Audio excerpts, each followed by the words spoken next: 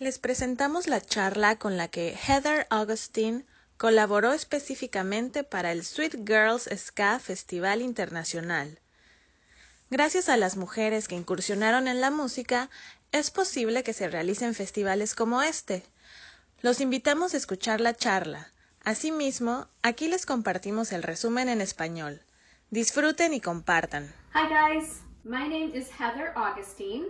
I live in Chesterton, Indiana, which is about 1 hour outside of Chicago. And I am an author of books on ska music. So I would like to show you a little bit about my work, and then I would like to talk to you today about women in ska.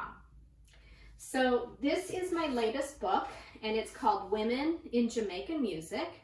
It just came out about 2 weeks ago at the end of May, and it's a book that talks about women in Jamaican music all the way from folk music through the modern era, through dance hall. And so that's my newest one. This is another book called Operation Jump Up, and this is about 1964 in Jamaica and the push to advertise and promote ska music globally, especially in America, in order to encourage tourism to Jamaica. Central to this was the World's Fair in 1964-1965 in New York. That's what this book is about. Songbirds is another book on women in Jamaican music, but this one is more of a biography of individual women. Ska, An Oral History was my first book, and there are dozens of interviews in this book. Everybody from Laurel Aiken, Derek Morgan, Patsy Todd, and then two-tone era as well. So interviews with Dave Wakeling, Ranking Roger, Pauline Black, Buster Bloodvessel, members of the Specials, and it stops in about 1995 because that's when I started writing it. Don Drummond, the genius and tragedy of the world's greatest trombonist, is about Don Drummond, who performed for 10 years as a jazz musician before becoming a member of the Skatalites, and he died tragically. We'll talk a little bit about that in today's talk. Alpha Boys School, Cradle of Jamaican Music, was written by myself and my co-author, Adam Reeves, and it is individual chapters that are biographies of all of the major musicians that have come from this amazing incubator of Jamaican music. There's also a large chapter on the history of the school, the band program, as well as Sister Mary Ignatius Davies, and we'll talk about her today as well. A book I don't have a copy of with me, but it's this one here, is Ska, The Rhythm of Liberation. And this book is a hardcover book, more of a textbook, that takes a look at how ska became a movement in Jamaica, in the United Kingdom, and then globally. I'm also the author, the screenwriter for this movie, Pick It Up, Ska in the 90s. So everything that Tim Armstrong says, I wrote, and then I also helped to shape the plot, if you will, itself. So what I want to talk about today, and if you want to get more information on my books, as well as read my blog posts, because I have hundreds of blog posts on ska music history and Jamaican music history, go to skabook.com. Okay, so today's talk. I want to talk a little bit about pioneering women in Jamaican music, because that's why you're all here, is for the Sweet Girls Ska Festival International. So let's talk about the women that started it all, because without them, we might not have the Sweet Girls Festival. All right, so the first woman that I want to talk to you about is Janet Enright. Here's a photo here of Janet Enright. She's the one in the center playing guitar. She performed in the early 1950s, and she was a self-taught musician. She lived in the area with Ernest Ranglin, and she was inspired by him. And in fact, her father encouraged Ernest Ranglin to continue to perform guitar. She was a very proper girl, though. She was from a well-to-do family. And so when she began performing on stages with men, especially some men who were from the Alpha Boys School, it was frowned upon by her family. Her father was very upset, and during one performance even unplugged her amplifier so that she couldn't play. But she formed her own band, the Janet Enright Combo, and she married and then divorced her fellow bandmate, Leslie Butler, and together they had a child, a daughter named Nova.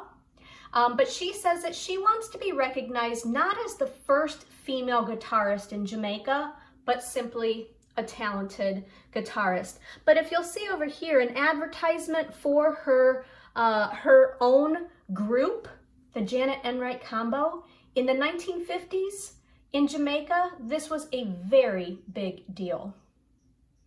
The next women that I'd like to look at are Beverly Kelso and Cherry Green. Now, we've all heard of Bob Marley, and we've all heard of Bob Marley and the Wailers. But Beverly Kelso and Cherry Green were women of the Wailers. They were not members of the I3s. Those came later. We'll talk about those. But these are the female voices that you hear when you listen to ska with Bob Marley. So Simmer Down, One Cup of Coffee, Judge Not.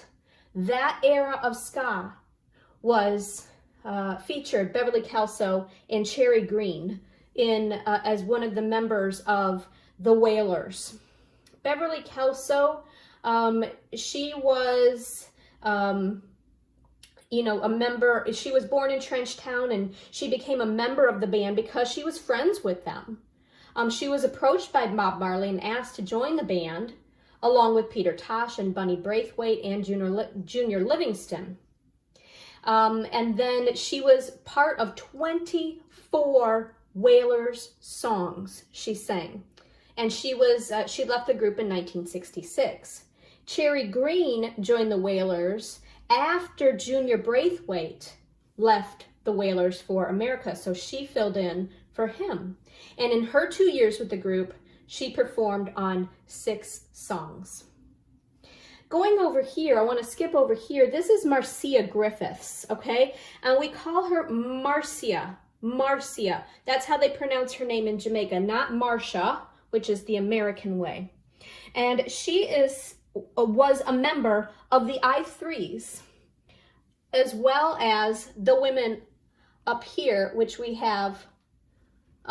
This is Bob Marley's wife, Rita. And then this is Judy Mowatt, M-O-W-A-T-T. Marcia Griffiths had a very successful career, though. She was part of the duo with Bob Andy, known as Bob and Marcia. Bob Andy just passed away, unfortunately. But Marcia is still performing. You probably know many of her songs, but most iconic is her song, Electric Boogie. If you have been to any wedding reception in America and danced the electric slide, that is Marcia Griffiths. She's also the backup. This is her here. And the three of them were backup as the I3s for Bob Marley later in his life. All right, next I'd like to talk about Anita Maffood. Here we have her picture dancing and a picture of her in a costume because Anita Maffood was better known as Margarita. She was a rumba dancer, or the rumba queen. She was an ambassador of ska music. She would dance at clubs like the Glass Bucket, and like Club Adastra, and Club Havana, in order to get the clientele, customers, to come and see the band. When she would perform, she would attract a crowd. She knew that she had this power. So she also was a member of the group of musicians that would get together in the Warika Hills. This is where there was a Rastafari camp that had been led by Count Ossie and his drummers. So musicians would get together after they left the clubs in the evening to perform. They would get together in the hills for some food, to smoke, for some musical communion, and they would play free-form jazz and ska. Anita Mahfood was friends with all of these musicians since she performed in the same circles. And so she would, as a member of the middle and upper class, she was Jamaican Lebanese, she would refuse to perform at some of these clubs unless Count Ossie and his drummers were her backup, would play the backup rhythm. This was very controversial. Rastafari were not accepted. They were oppressed. They were violently beaten. Their camps were ransacked by the police. They were killed. Their locks were cut. So for her to take a stand against that in an upper class club and say they need to be let in to perform for me as a headliner was groundbreaking. Without her, Rastafari music, namely reggae, and those reggae beats, and the ska music and the ska rhythm that came before that would not have had as much acceptance by the middle and upper classes, which helped to spread the music. Margarita herself also recorded. Here is her recording, Woman Come, also known as Woman A Come, or Unga Malunga Man. Margarita here is performing backed by Baba Brooks, and the band, all the musicians in that band are members of the Scatolites, and including Don Drummond. So this song, she sings, and she also wrote the song, which is a love poem to Don Drummond. Her story is tragic, however, because Don Drummond suffered from improperly treated mental illness, likely schizophrenia. And so on the morning of New Year's Day, 1965, she was stabbed to death by Don Drummond, who then later died, probably, very likely, from fatal drugs that are now deemed fatal at the Bellevue Mental Institution in 1969. Next, going over here, we have Sister Mary Ignatius Davies. Here are a few pictures of her as well. This picture was from the 1980s. It was the first time she ever saw snow in America when she came to an anniversary event of Alpha Boys School and the Scatolites. Here we have her playing the saxophone. She taught the boys how to appreciate music. She helped to establish the boys band at the Alpha Boys School. These were the musicians who created ska. Without her, there would be no ska. It would be easy to argue that. She also played cricket, and she taught them boxing, and she played soccer with them.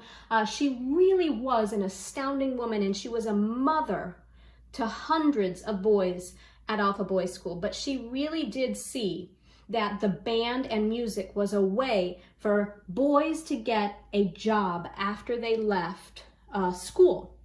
And how she did that, we see here. She had a relationship, this is Coxsone Dodd.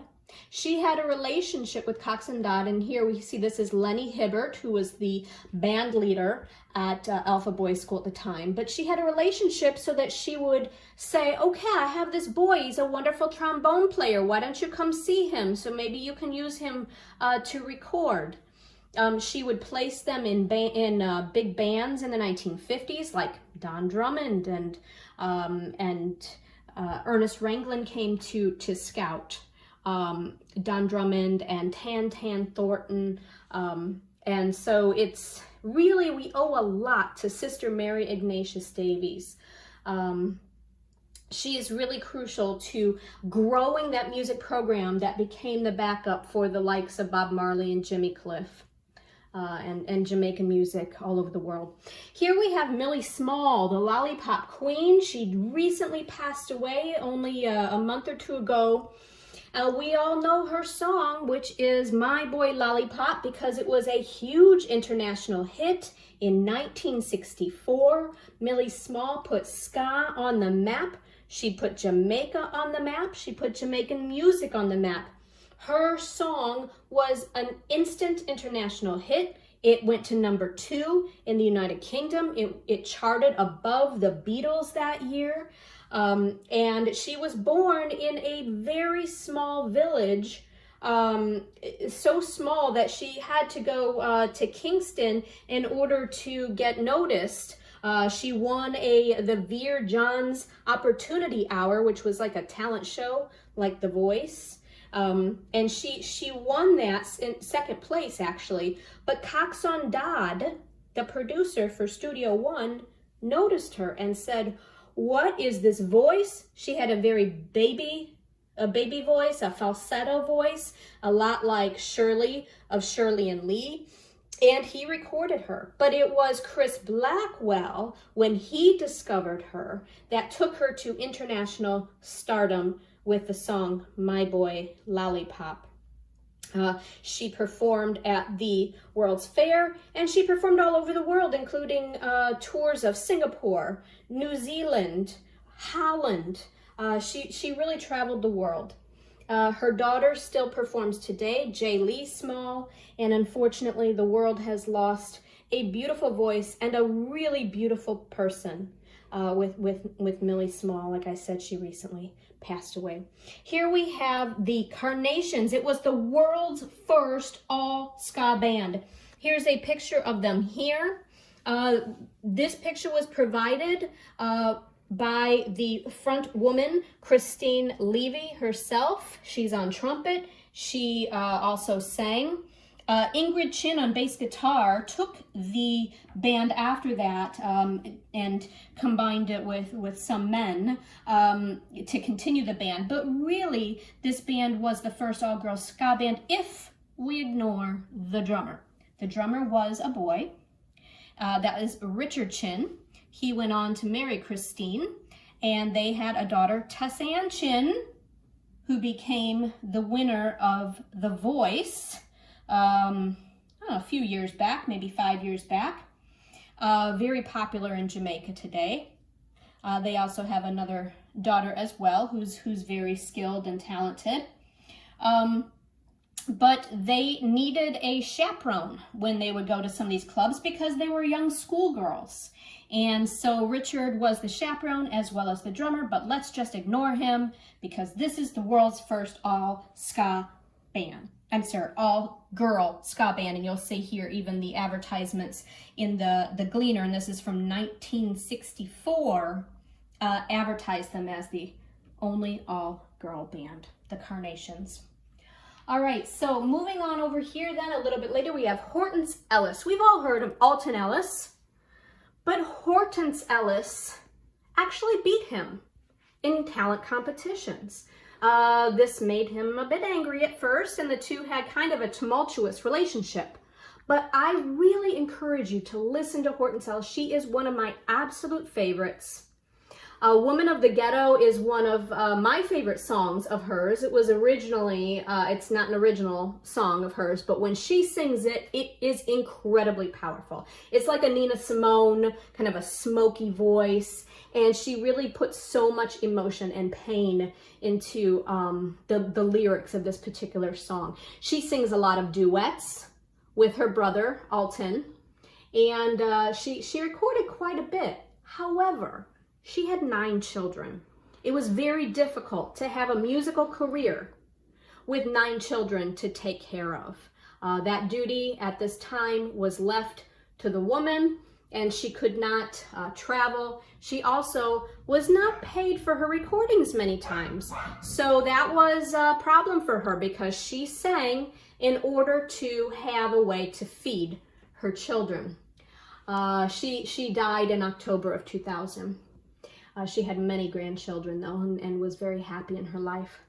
And then moving down here, we see Sonia Pottinger. Sonia Pottinger was, I call her the first lady of recording because she was a record producer. Here we see her accepting an award with Tony Verity, who was a popular MC and radio disc jockey during the day.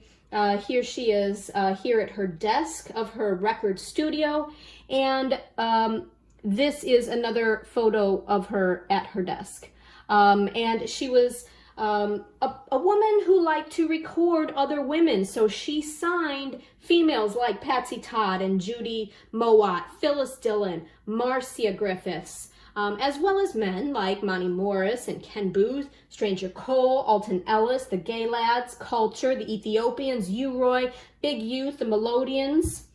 I want to say, when I went to look up research on Sonia Pottinger in the 1970s in the newspaper, the only thing, and you heard that roll call of artists, the only thing I could find on her was what she was seen wearing in public.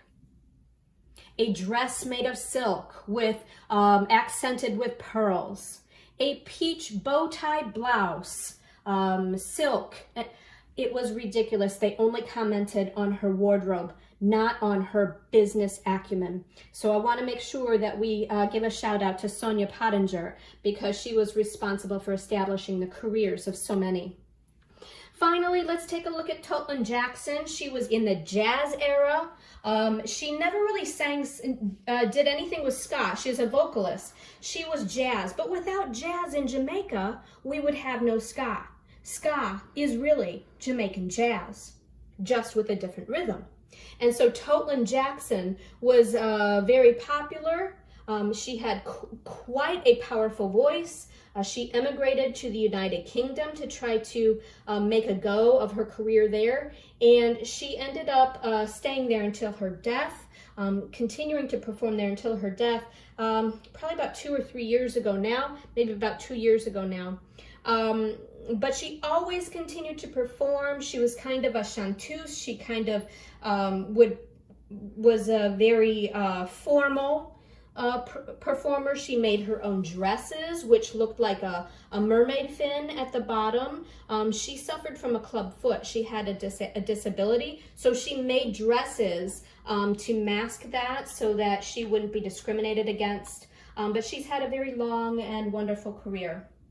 So these are a few of the women in Jamaican music that I wanted to highlight. Of course, there are dozens of women in Jamaican music, especially in ska. As you'll notice, I did not talk about Patsy Todd, who sang many duets. And I did not talk about, many other women that I have done a biography of and profiled in my books. So I really would encourage you to take a look at my books, because anybody who had a career, or a pretty substantial career, a number of recordings, I tried to find as much research as I could, and if they were still alive, I interviewed them. If they weren't alive, then I found a family member who would be able to talk about their loved one.